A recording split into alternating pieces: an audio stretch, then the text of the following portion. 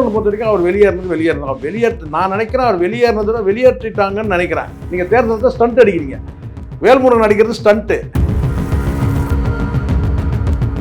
ஈழ அகதிகள் பிரச்சனை உங்களுக்கு இப்போ தான் தெரியுதா? நான் கேட்குறேன், அகதிகள் பிரச்சனை இப்போ தான் உங்களுக்கு கண்ணுக்கு தெரியுதா? எம்எல்ஏ வந்த வரைக்கும் நீங்கள் என்ன பண்ணுங்க, சட்டமன்றத்தை முற்றுகையிட்டு சட்டமன்றத்து வாசலில் உண்ணாவிரதம் இருக்கணும், அன்றைக்கி போராட வேண்டியது தானே. இப்போ சொல்லலாம் நீங்கள் நான் பதவிக்கு ஆசைப்படலாம். அப்போ ஏன் போன தடவை போட்டிட்டீங்க? இங்கே உள்ளே இருக்கிற கூட்டணிக்கு உள்ளே இருக்கிற பிரச்சனையை நீங்கள் வெளியில் பேசி தன் சொந்த கட்சிக்காரங்களை திருப்தி பண்ணுறதுக்காக வேல்முருகன் இருக்கிறது ஒரு ரூட்டு, அண்ணன் திருமா இருக்கிறது ஒரு ரூட்டு. இப்போ புரியுதுங்களா? அதனால தான் இந்த கட்சிகளெல்லாம் நம்பாமல் ட்ராவல் பண்ணாங்க. விஜயகாந்த்னா ஒரு அறிவாளி, விஜய் ஒரு முட்டாளு. அவங்கள போயிட்டு மண்புதிரை, அவனை போய் நம்பி அவனை மக்கள் நல கூட்டணிக்கெல்லாம் ஏற்கனவே ஒரு பாடம் இருக்குது நமக்கு. இது சார் மக்கள் நீதி மையம் திமுகவுக்கு எதிராக இருந்துச்சு. ஏன் இதே பிரேமலதா எத்தனை முறை பார்த்தீங்கன்னா முதலமைச்சரை பார்த்தீங்கன்னா சாடி இருக்கிறாங்க தெரியுமா? அதிமுக தொண்டன் பாஜகவுக்கு வாக்களிக்கவே மாட்டான். கிராஸ் ரூட் லெவலில் நீங்கள் வேணா பாருங்க. அம்மா அப்போலோ ஹாஸ்பிட்டலில் படுத்துருக்கும் போது இது என்ன நடந்ததுன்றது ஒரு கேள்வி இருக்கு இல்லையா? அதனால் பிஜேபியை பொறுத்த வரைக்கும் ஒரு ஜெயலலிதா மரணத்தில் பார்த்தீங்கன்னா ஒரு மூன்றாவது கண் பிஜேபி மீது இருக்குது. மற்றபடி இதில் பெரிய ராஜதந்திரம் இருக்கிற மாதிரிலாம் தெரில. அமமுகலாம் ஒரே ஒரு எம்எல்ஏ கூட ஜெயிக்க முடியாது. யார்? டிடிவி. அவருக்கு போய் உங்கள் 11 சீட்டு கொடுத்துருக்கீங்க. அங்கே இருக்குது, நீங்கள் கொடுக்குறீங்க. திமுகலாம் இல்லை, ஒரே தகராறாக இருக்குது.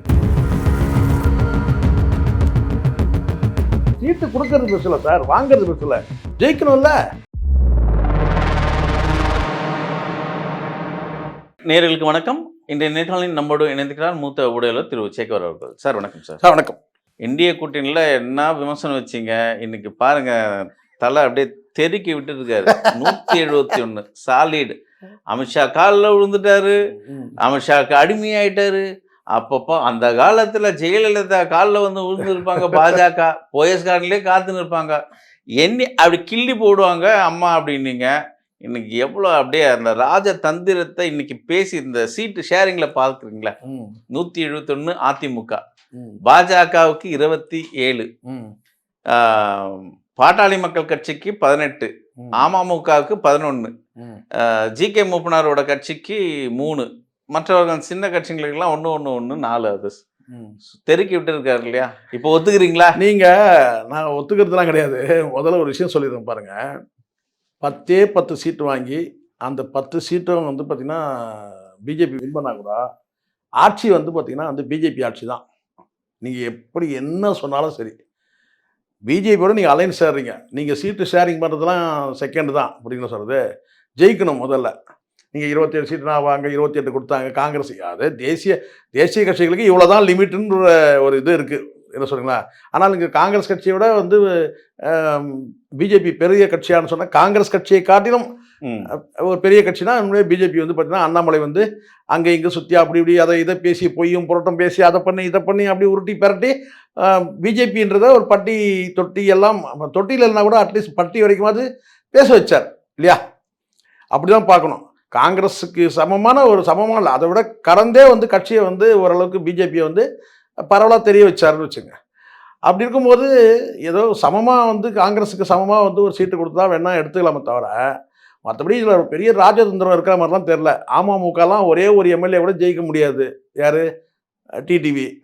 அவருக்கு போய் உங்கள் 11 சீட்டு கொடுத்துருக்கீங்க. அங்கே இருக்குது, நீங்கள் கொடுக்குறீங்க. திமுகலாம் இல்லை, ஒரே தகராறாக இருக்குது. இதான உண்மை. ஏன்னா உங்ககிட்ட இருக்குது சார், கூட்டணி கட்சிகள் குறைவு இல்லையா? அந்த 11 சீட்டு நீங்கள் இழக்க தான் போகிறீங்க. எனக்கு தெரிஞ்சு 11 சீட்டும் பார்த்தீங்கன்னா வெற்றி பெற அது அதிமுக சேர்த்து தான் அதை கணக்கிட வேண்டியதாக இருக்குது. அப்படி தான் 11 சீட்டை பார்த்தீங்கன்னா ஒரு வேட்பாளரை போட்டு அவர் எந்த சின்னத்தில் 11 பேர் நிற்பாங்க, ரெட்டலையில் நிற்பாங்களா இல்லை தனிச்சின்னத்தில் நிற்பாங்களான்னு தெரில. தனிச்சின்னத்தில் தான் அந்த வாக்குகள்லாம் விழுமான்றதே ஒரு சந்தேகம் தான். எப்படி இருந்தாலும் சீட்டு கொடுக்கறது பெருசு இல்லை சார், வாங்கிறது பெருசு இல்லை, ஜெயிக்கணும்ல. இப்போ பாட்டாளி மக்கள் கட்சி 2ஆக இருக்குது, அவங்களுக்கு 18 சீட்டு கொடுத்துருக்கீங்க. 17 தான் முதல்ல சொன்னாங்க, அப்போ 18 சீட்டு, ஒரு சீட்டு எக்ஸ்ட்ரா 18 சீட்டு கொடுத்துருக்காங்க. ஸோ எனக்கு என்னமோ ஒரு வெற்றி பிரகாசத்தை நோக்கி இருக்கிற மாதிரி தெரியல. எனக்கு தெரிஞ்சவன் மற்றபடி ஒரு விஷயம் நான் ஒத்துக்கலாம் கண்டிப்பாக. திமுகவில் பார்த்தீங்கன்னா ஒரு இறுக்கம் இருக்குது. கூட்டணி எங்களுக்கு தேவையான தொகுதி கொடுக்கலன்றதுல ஒரு இறுக்கம் இருக்கிறத நம்ம பார்க்குறோம். இங்கே சிரிப்பு இருக்குது. அங்கே இருக்கும், இங்கே வந்து சிரிப்பு. இல்லை சார், இப்போ என்ன நினச்சாங்கன்னா, எடப்பாடிக்கு வந்து ஒரு 120 தான் அதிமுக, பாஜக வந்து அந்த இடத்துல தான் வைக்கும் எடப்பாடி அவர்கள. மற்றதெல்லாம் இவங்க தான் கையில் வச்சுருப்பாங்க டாமினேட் பண்ணுறதுக்கு. அப்போது சில எம்எல்ஏக்களை வாங்கி பாஜக ஆட்சியாக மாறும் தமிழகத்தில் அப்படின்ற ஒரு பேச்சு தான் இங்கே பெருசாக பேசப்பட்டது. ஆனால் இப்போ கணிசமான எண்ணிக்கை வந்து எடப்பாடி கையில் இருக்கு இல்லையா? அப்போ ஒரு பெரிய விஷயம். இப்போ எதிர்கட்சியாக இருந்தாலும் எடப்பாடி தான், வெற்றி ஒன்று வாய்ப்பு போனாலும் எடப்பாடி தானே சார். எதிர்கட்சியாக தாராளமாக சொல்கிறேனே, இப்போ கூட எதிர்கட்சியாகவே அவர் இருந்தாலும் கூட ஒன்றும் பிரச்சனை ஒன்றும் கிடையாது. நான் சொல்கிறேன், ஆளுங்கட்சியாக வந்து வரணும்னா அதுக்கான ஸ்கோப் இல்லை சார். மக்கள் வந்து இப்போ பிஜேபியை பொறுத்த வரைக்கும் நீங்கள் 27 கொடுத்தாலும் சரி, அணியில் வச்சிருக்கிறதே பலவீனம் தானே சார்.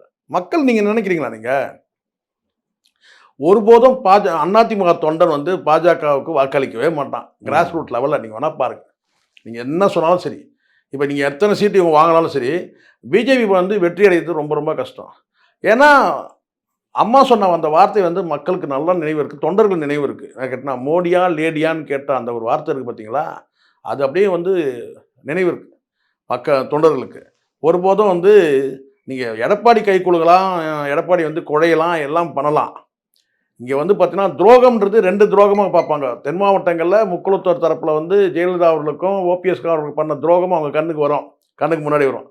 இன்னொன்று கேட்டால் அம்மா வந்து அப்போலோ ஹாஸ்பிட்டலில் படுத்திருக்கும் போது இது என்ன நடந்ததுன்றது வந்து ஒரு கேள்வி இருக்குது இல்லையா? அதனால் பிஜேபியை பொறுத்த வரைக்கும் வந்து ஒரு ஜெயலலிதா அவர்கள் மரணத்தில் வந்து பார்த்தீங்கன்னா ஒரு 3வது கண் வந்து பிஜேபி மீது இருக்குது. சரிங்களா? அது மறைக்கவே முடியாது. வாக்குகள் வந்து அளிக்கிறவங்க யாருன்னு முதல்ல பாரு சார். சாதாரண சராசரி மக்கள் வாக்களிக்கும் போது பார்த்தீங்கன்னா பிஜேபி வந்து பார்த்தீங்கன்னா ஏற்றுக்கிற மாதிரி இருந்தால் ஏன் இந்த அளவுக்கு பிஜேபி தலைமையிலேயே ஒரு கூட்டணி அமையுமே இல்லையா? அதனால் பிஜேபின்றது மைனஸ், அதிமுக மைனஸ். அதாண்டி நான் சொன்ன 2 விஷயங்கள், மைனாரிட்டி வாக்குகள் இழப்பீங்க. போல்டாக சொல்ல முடியும். இப்போ வந்து ஒரு 70-80 சீட்டுகளில் வந்து வருவார். ஆனால் திமுக தான் மீண்டும் ஆட்சி அமைக்கின்றது தான் இங்கே பரவலான ஒரு கருத்து இருக்குது. நீங்கள் சொல்லலாம் கூட்டணியில் வந்து இந்த முரண்கள்லாம் வந்து அடுத்த 2 நாட்களில் சரியாயிடும். வேல்முருகன் வெளியேற்றாரு, திரும்பவும் ஒரு அதாவது என்னன்னா சரி மன அழுத்தத்தில் இருக்காரு சார். இங்க கம்யூனிஸ்ட் கட்சிகள் வெளியேறுவோம் இல்லை சார், வெளியேறனா இது வரைக்கும் வந்து பார்த்தா வேல்முருகன் தவிர வேற யாரும் வெளியேறல. அப்போ மீண்டும் பேசிட்டு இருக்கிறாங்க. கூட்டணியில் ஒரு கலகலப்பு இருக்கு, கூட்டணி உடையுமா அப்படின்னு ஒரு எதிர்பார்ப்பு கூட இருக்குதான். ஆனாலும் இது கடைசி நேரத்தில் சரி செய்யப்படும் அப்படின்னு. வேல்முருகனை பொறுத்த வரைக்கும் அவர் வெளியேறினது நான் நினைக்கிறேன், அவர் வெளியேற்றிட்டாங்கன்னு நினைக்கிறேன்.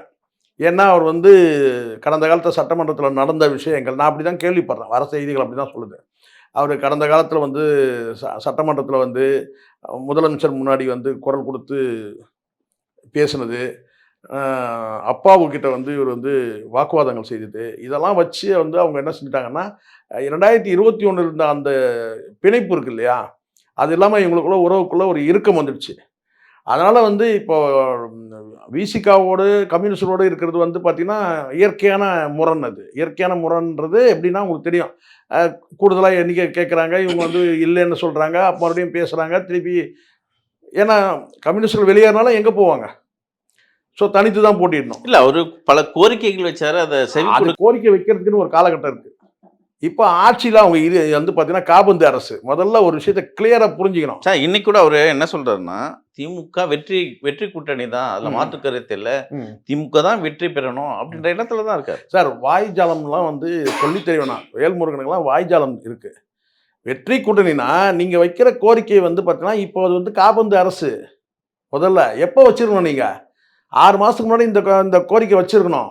நீங்கள் இதை வச்சு இதை சரி பண்ணினா தான் நான் கூட்டணிக்கு உங்களோட வர முடியுன்றது கூட நீங்கள் வந்து ஒரு என்ன சொல்கிறது, ஒரு வகையான எச்சரிக்கை மாதிரி கூட நீங்கள் சொல்லிக்கலாம். நீங்கள் சொல்லியிருக்கலாம், நீங்கள் வந்து எனக்கு இந்த கோரிக்கையெல்லாம் நீங்கள் நிறைவேற்றினீங்கன்னா தான் நான் வந்து உங்களோட அணி செய்வேன். இப்போ உங்களுக்கு சீட்டு எண்ணிக்கை 1 கொடுக்குறாங்க, அல்லது 2 கேட்குறீங்க, அல்லது 1 கொடுக்குறாங்க, அல்லது நீங்கள் கேட்குற தொகுதியை கொடுக்கலன்னும் போது பார்த்தீங்கன்னா அப்போ நீங்கள் டிமாண்ட் வைக்கிற மாதிரி ஒரு சீன் கிரியேட் பண்ணுறீங்கல்ல. அது வந்து கடந்த காலத்தில் சில அரசியல் நாங்கள் பார்த்துருக்குறோம். வாழப்பாடி ராமமூர்த்தி அப்படி தான் வந்து என்ன செஞ்சார்னா, அவர் மாநில தலைவர் பதவியில் இருந்து எடுத்துட்டு என்ன செஞ்சாங்கன்னு கேட்டிங்கன்னா, பெட்ரோலியத்துறை அமைச்சர் ஏதோ ஒரு அமைச்சர் பதவி கொடுத்தாங்க. ஆனால் அவருக்கு உடன்பாடே இல்லை. தமிழ்நாட்டில் இருக்கிற காங்கிரஸ் கமிட்டிக்கு வந்து அவர் தலைவராக இருக்கணும். ஆனால் அந்த தலைவர் பதவியிலேருந்து அவர் நகர்த்தத்துக்காக என்ன பண்ணாங்கன்னா, அவருக்கு காங்கிரஸில் என்ன செஞ்சுட்டாங்கன்னா பெட்ரோலியத்துறை அமைச்சர் என்னவோ பதவி கொடுத்துட்டாங்க. அவர் என்ன பண்ணார் தெரியுங்களா? அந்த பெட்ரோலியத்துறை அமைச்சர் பதவியை எப்படி ராஜினாமா பண்ணாருன்னு கேட்டீங்கன்னா, காவிரி நீர் பிரச்சனையை வலியுறுத்தி நான் வந்து எது அந்த அந்த மத்திய அமைச்சர் பதவியை நான் வந்து ராஜினாமா பண்றேன்ட்டார். அப்போ என்ன ஆச்சுன்னா, அடேங்கப்பா, காங்கிரஸ் வந்து கட்சியில் இருந்தால் கூட காவிரி நீர் பிரச்சனையில் வந்து இவர் வந்து அதை வலியுறுத்தி அவர் வந்து பதவியே ராஜினாமா பண்ணிட்டாருங்க அப்படின்னாங்க. அந்த மாதிரி தான் இது.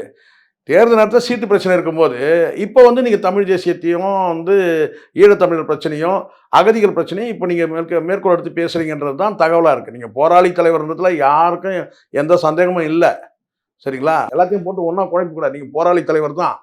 ஆனால் இப்போ இந்த விஷயத்தை வச்சு நீங்கள் வந்து பேசுகிறீங்க தெரியுமா, இது வந்து உகந்த நேரம் கிடையாது. இப்போ நீங்கள் கேட்க வேண்டியது தொகுதி கொடுக்குறாங்களா இல்லையா.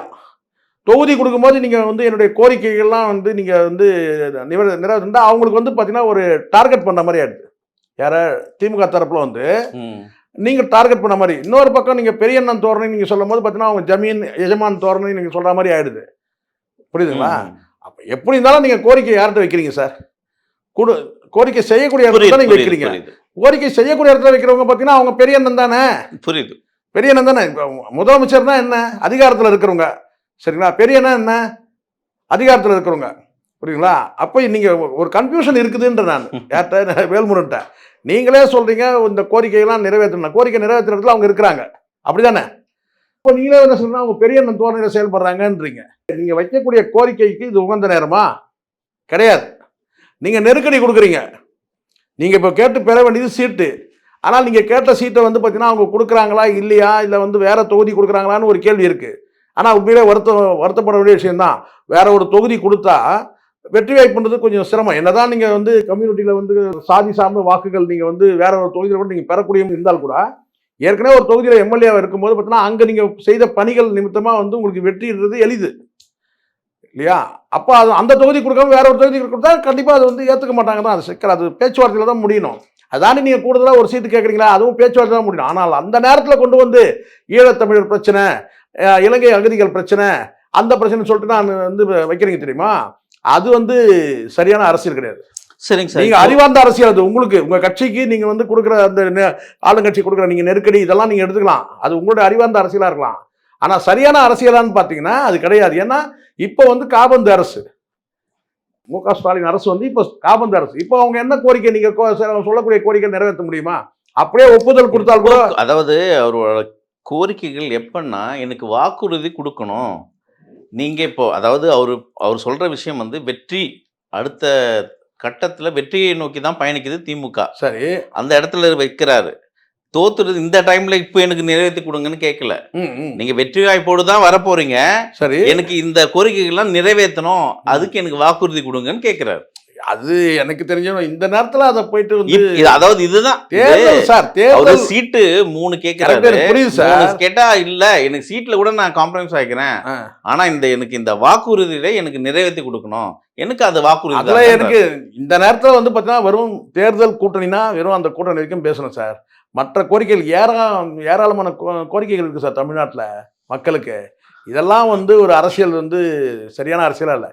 நீங்க ஏற்கனவே எம்எல்ஏவா இருந்திருக்கிறீங்க, ஆட்சி அதிகாரத்தாங்க, அப்போ வைக்க வேண்டியதானே இந்த கோரிக்கையெல்லாம், அப்ப ஏன் வைக்கல? நான் கேட்கிறேன். கேட்டா தமிழுக்கான முன்னுரிமை கிடையாது.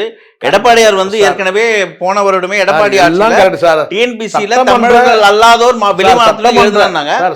சட்டமன்றத்துல சண்டையிட்டு வெற்றி பெற்றோர் வேல்முருகன் தானே. Correct sir. சட்டமன்ற உறுப்பினராக இருந்தீங்க, பல முறை கோரிக்கை வந்து வச்சிங்க, நிறைய வாக்குவாதங்கள் ஆச்சு, உங்களுக்கு பல கோரிக்கைகள் செவிசாய்க்கல. அப்போவே நீங்கள் வந்து பார்த்தீங்கன்னா வந்து தீர்மானத்தை அப்போவே நீங்கள் வந்து பார்த்தீங்கன்னா அப்போவும் நீங்கள் கூட்டணியில் இருக்கிறீங்க இல்லையா? அப்போவும் கூட்டணியில் தான் இருக்கிறீங்க, அப்போது நீங்கள் என்ன செஞ்சிடணும், இந்த மாதிரி என்னுடைய கோரிக்கைகள்லாம் நீங்கள் வந்து நிறைவேற்றலாம், உங்கள் கூட்டணியிலேருந்து நான் வெளியேறணும்னு சொல்லியிருந்தீங்கன்னா அது சரியான அரசியல். இப்போ தேர்தல் நேரத்தில் வந்து பார்த்தீங்கன்னா இப்போ நீங்கள் தொடர்ந்து கூட்டணிக்கு போறீங்களான்ற இடத்துல வந்து அப்போ வந்து நான் இந்த கூட்டணி இந்த கோரிக்கையெல்லாம் வைக்கிறேன்னு சொல்றது வந்து இது சரியான எனக்கு தெரியல. திருமாவர்களுக்கு இன்னைக்கு தகுந்த ஒரு மரியாதை திமுக கொடுக்கல, அவர் ஏன் வெளியேறல சார்? இங்க ஒரு கட்சிக்கு நெருக்கடி இருக்கு சார். அதே நெருக்கடியில தான் இது பாருங்க, அண்ணன் திருமா வந்து அவருக்கு சில நெருக்கடிகள் இருக்கு. அவர் இந்த நேரத்தில் எந்த கோரிக்கையெல்லாம் வைக்கவே இல்லை, தேர்தல் உடன்படிக்கை மட்டும்தான், எத்தனை சீட்டு எந்த தொகுதி அப்படின்றது மட்டும்தான் அங்கே பேசுகிறாங்க. அதையே வந்து இவர் பேசியிருந்தாருன்னா ஒன்றுமே இல்லை. இவர் இப்போ வந்து தேர்தல் நேரத்தில் தமிழர்கள் வாக்குகளை பெறுவதற்காக என்ன ஒட்டுமொத்த தமிழர்களுடைய கவனம் திரும்புறதுக்காக இப்போ இந்த சப்ஜெக்ட் பேசுகிறாருன்றது ஆயிடுது இல்லை. தேர்தலுக்காக நீங்கள் பேசுகிறீங்க, தேர்தலுக்கு முன்னாடி கூட நீங்கள் பேசி இருக்கலாம். ஆனால் இப்போ அழுத்தம், நெருக்கடி, எச்சரிக்கைன்றதெல்லாம் இப்போ தானே பண்ணுறீங்க. முதலமைச்சர் பவர்ஃபுல்லாக இருந்தார்ல ஸ்டாலின், அப்போ நீங்கள் சொல்லியிருக்கணும்ல.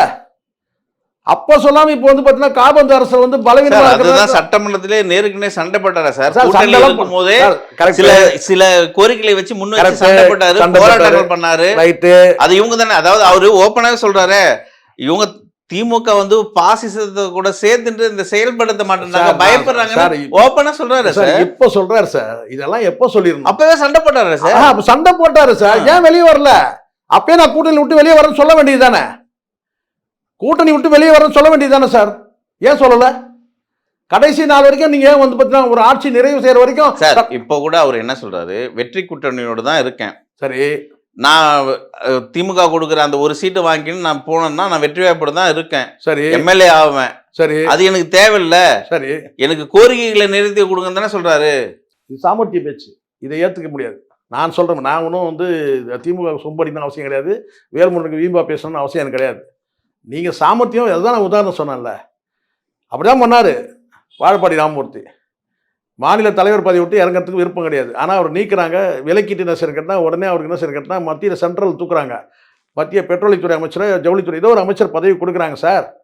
அவர் என்ன செய்கிறார் தெரியுமா? யோசிச்சு என்ன சரி கட்டினா 10 நாளோ 15 நாளோ என்ன செய்கிறாரு கேட்டினா, தமிழ்நாடு அரசியல் விட்டு நம்ம வந்து விலக்கி வைக்க பார்க்குறாங்கன்னு சொல்லிட்டு என்ன செஞ்சார்னா, காவிரி நீர் பிரச்சனைக்காக நான் மத்திய அமைச்சர் பதவியை வந்து நான் ராஜினாமா பண்ணுறேன்றார். கிட்டத்தட்ட இது அப்படிதான். தேர்தல் வந்து நீங்கள் வந்து ஒரு என்ன சொன்ன ஒரு டென்யூர் பீரியட் முடிகிற வரைக்கும் நீங்கள் இருந்துட்டு எம்எல்ஏ பதவியில் இருந்துட்டு அதுக்கப்புறம் நீங்கள் தேர்தல் உடம்படிக்கை வரும்போது ஏன் அந்த சகல் வைக்கிறீங்க? நீங்கள் சீட்டுக்கு எதுக்கும் பிரச்சனை இல்லைல்ல, சீட்டு நீங்கள் வாங்கிக்க சார், சீட்டு போட்டிடுங்க. அதுக்கப்புறம் முதலமைச்சர் வந்த பிறகு இந்த கோரிக்கை வைங்க. அதான் முதலமைச்சர் ஆகிட்டு செய்ய மாட்டேன் சார். செயல் திருப்பி இப்படியும் அப்படியும் போய் மாறிட்டு கூடாது. நீங்க முதலமைச்சர் வெற்றி முதலமைச்சர் சார், அப்ப செய்யாத செயல் இல்ல. திமுக எது கோரிக்கை வைக்கிறீங்க? எது கோரிக்கை வைக்கிறீங்க? ஆமா, டிமாண்ட் வைக்கிறாரு, எனக்கு கோரிக்கைகள் வைங்க, நான் திமுக தொடர்றேன் அப்படின்றாரு. அதான், அதனால தான் அவங்க கண்டுக்கவே இல்லை. நீங்க வைக்கிறது வந்து பாத்தீங்கன்னா ஜெனியூனா இருந்தா வந்து பார்ப்பாங்க. நீங்க தேர்தலத்தை ஸ்டண்ட் அடிக்கிறீங்க. ஸ்டண்ட் இது. நாம் தமிழர் வந்து பாத்தீங்கன்னா தமிழ் தேசிய அந்த என்ன கேட்டா அந்த பற்றாளர்களுடைய நம்பிக்கை பெற்ற ஒரு கட்சி, புரியுதுங்களா? கட்சியில இருந்து பல பேர் வந்து விலகி வந்து நாம் தமிழர் கட்சி வந்து பல பேர் விலகினவங்க எல்லாம் வந்து கேட்டா எங்க அடைக்கலம் போயிருக்காங்கன்னா வேல்முருகன் கிட்ட அடைக்கலம் போயிருக்காங்க, புரியுதுங்களா?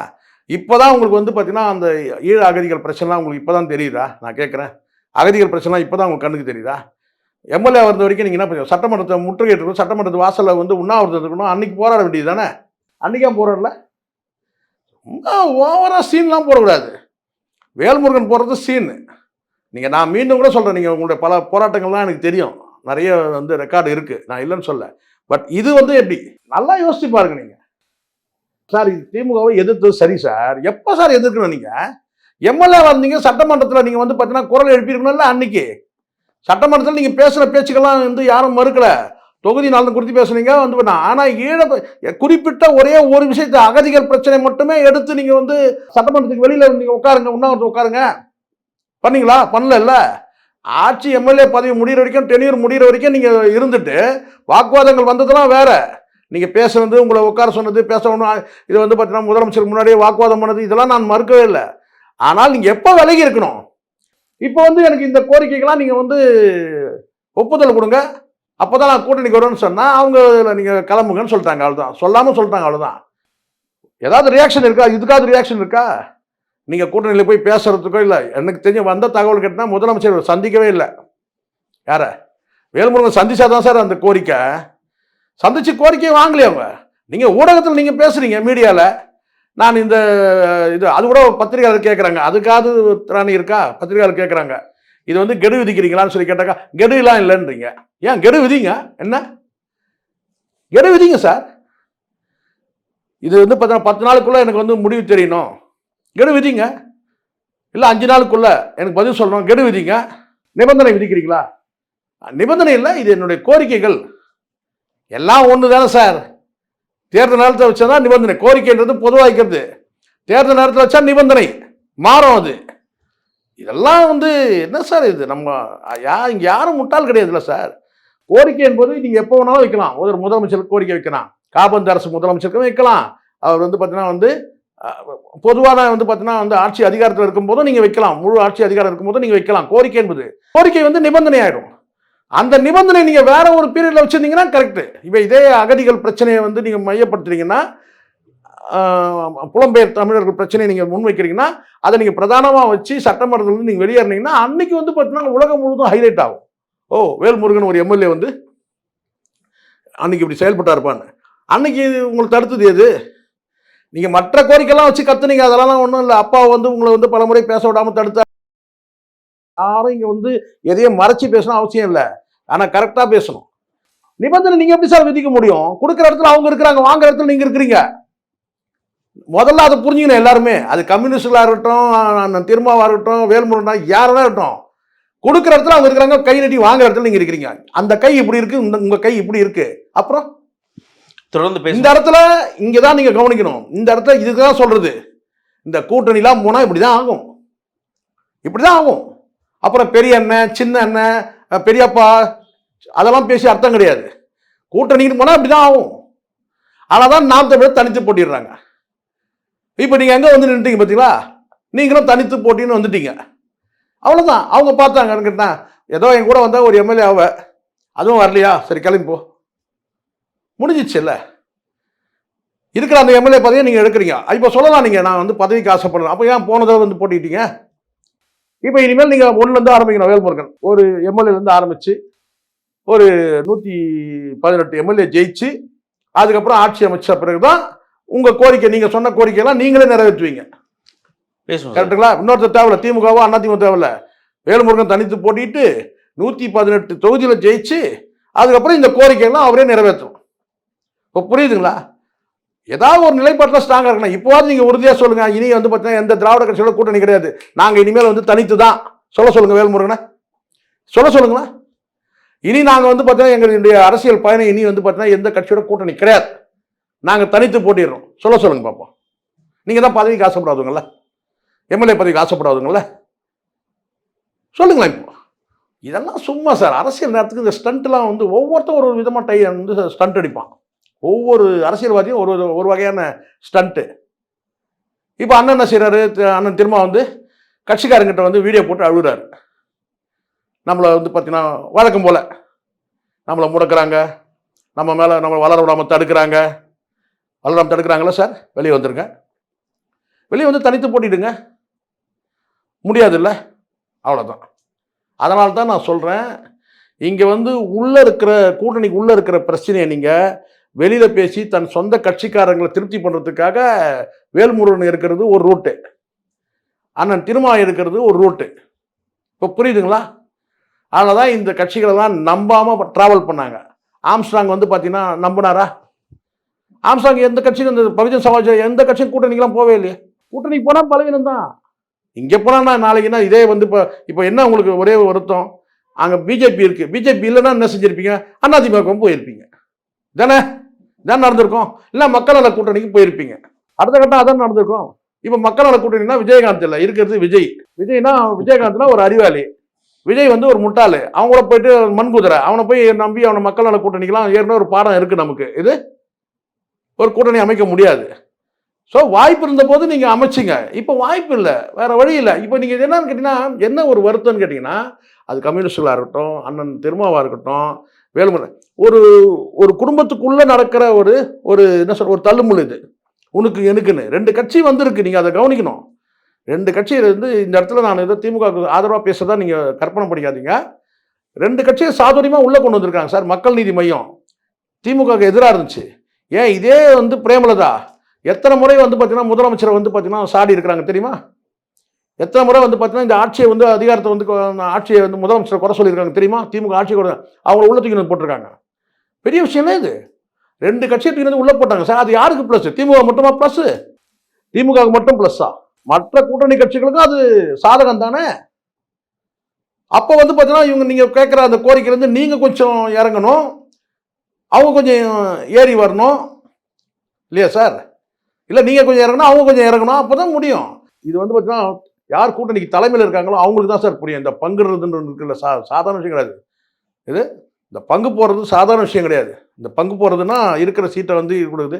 இதில் எந்தெந்த தொகுதியை யார் யார் கேட்குறாங்க, அதில் அவங்களுக்கு வந்து அவங்களுடைய போராட்டம்னா அவங்க 117 சீட்டை வந்து வெற்றி பெறணும். அது குறைவாயிடுச்சுன்னா வந்து பார்த்தீங்கன்னா 95 100 ஆயிடுச்சுன்னா அதுக்கப்புறம் மைனாரிட்டி திமுக அரசு, மைனாரிட்டி திமுக அரசுன்னு ஒரு காலத்தில் அம்மா சொன்னாங்க பாருங்கள், அந்த சூழ்நிலை வந்துடும். அப்போ அவங்க 118 அவங்க ஜெயிச்சாகணும். அந்த நெருக்கடி இருக்குது. 6 தொகுதி கொடுத்துட்டா 8 தொகுதி கொடுத்துட்டா அந்த 8 தொகுதி நீங்கள் வெற்றி பெறுவீங்கன்னு உத்தரவாதம் இருக்குதா? அதுவும் கிடையாது. கம்யூனிஸ்டுகளாக இருக்கட்டும், அது விசிகாவாக இருக்கட்டும், மற்ற எந்த கட்சியாக இருந்தாலும் கிடையாது. இப்போ 10 சீட்டு தேமுதிகனா 10 ஜெயிக்குன்னு சொல்ல முடியுமா? சொல்லுங்க. தொகுதி மட்டுமா வாங்குறீங்க? எல்லா கட்சியும் கேட்குறேன். எஜமான் கட்சியில் பெரிய அண்ணன் தோரணும்னு சொல்கிறாருல்ல, தொகை இருக்குல்ல.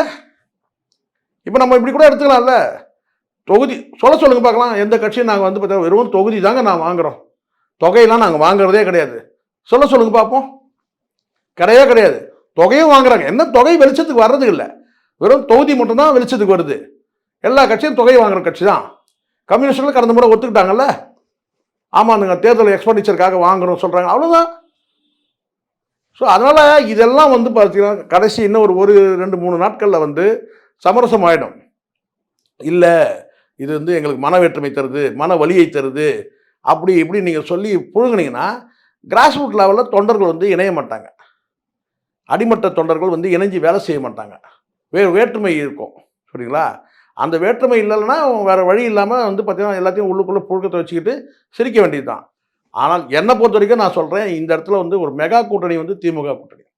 ஏன்னா மக்கள் நீதி மையம் தேமுதிக உள்ளே வந்திருக்கு. அப்போது விசிகா கம்யூனிஸ்டுகள் வந்து காங்கிரஸ் இருக்கும்போது பார்த்தீங்கன்னா வலுவான கூட்டணி இது. அங்கே வந்து பார்த்தீங்கன்னா கூட்டணி இருக்குது, ஆனால் வலுவான கூட்டணி சொல்ல முடியாது.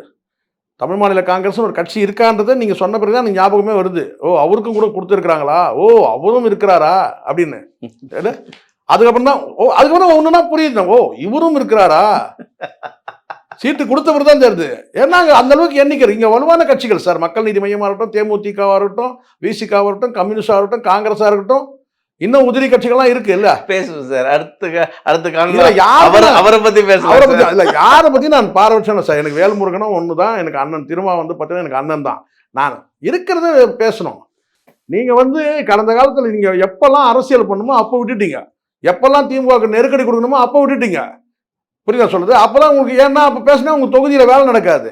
இதெல்லாம் எங்களுக்கு தெரியாதா சார்? அப்போ ஆளுங்கட்சி நீங்க பகச்சிக்க முடியாது. பகச்சிட்டீங்கன்னா உங்களுக்கு தொகுதியில வேலை நடக்காது. தொகுதியில் வேலை நின்றுச்சுன்னா அதுக்கப்புறம் வந்து பார்த்தீங்கன்னா கான்ட்ராக்ட் எதுவும் ஒர்க் நடக்காது. கான்ட்ராக்ட் ஒர்க் நடக்கணும்னா அப்புறம் வந்து எம்எல்ஏங்களுக்கு கமிஷன் வராது. எவ்வளோ இப்போ அவங்க சைடில் போய் கேட்டிங்கன்னா அவ்வளோ சொல்லுவாங்க சார். இப்போ திமுக தரப்பில் போய் கேட்டிங்கன்னு வச்சுங்களேன், அட போதும்பா உங்கள் எம்எல்ஏங்க பண்ண கூத்து இருக்குது அப்படின்னு கதையை எடுப்பாங்க. இது அந்த கதையை எடுப்பாங்க. ஒரு எம்எல்ஏ மீது ஒரு குற்றச்சாட்டு வருது, பதில் ஏதாவது சொன்னாரா? அண்ணன் திரும்பவே சொல்கிறேன், எஸ்எஸ் பாலாஜின்ற ஒரு எம்எல்ஏ அந்த நிறுவனம் வந்து பகிரங்கமாக குற்றம் சாட்டுறாங்க, இந்த மாதிரி கட்டிங் கேட்குறாருன்னு சொல்லிட்டு. எஸ்எஸ் பாலாஜி எம்எல்ஏ தான் கட்டிங் கேட்குறாருன்னு சொல்லி ஒரு தகவல் வந்து இணையத்தில் ஃபுல்லாக வந்துச்சு. ஆனால் திரும்ப அதுக்கு ஏதாவது பதில் சொன்னாரா? கட்சி தலைவர் முறையில் ஏதாவது பதில் சொன்னாரா அதுக்கு? சொல்லுங்கள். இப்போ இந்த மாதிரிலாம் நீங்கள் கெட்ட பேர் எடுக்கிறீங்கல்ல, நீங்களும் தான் கெட்ட பேர் எடுக்கிறீங்க. அதனால் இதுக்கெல்லாம் பதில் பேசணும் சார். மைனஸ்லாம் இருக்குல்ல சார், எம்எல்ஏங்கிட்டே சில வந்து பார்த்தீங்கன்னா மைனஸ் இருக்க தான் செய்யுது. அதனால முதல்ல வாங்குற தொழில ஜெயிக்கணும்ல சார், முதல்ல அதுவே பெரிய விஷயம். பார்ப்போம் சார். தேர்தல் வந்து ஒரு விசித்திரமான தேர்தலில் தான் இருக்கு. எல்லாம் பல கட்சிகளும் புரண்டு விட்டு அங்கே எண்ணெட்டில ஒரு வழி வந்திருக்காங்க. பார்ப்போம் திமுக கூட்டணி எந்த நிலைமையில எதிர்கொள்ள போகுது தேர்தலை. உங்க நேரத்தை கருத்து மிக்க நன்றி. நன்றி சார்.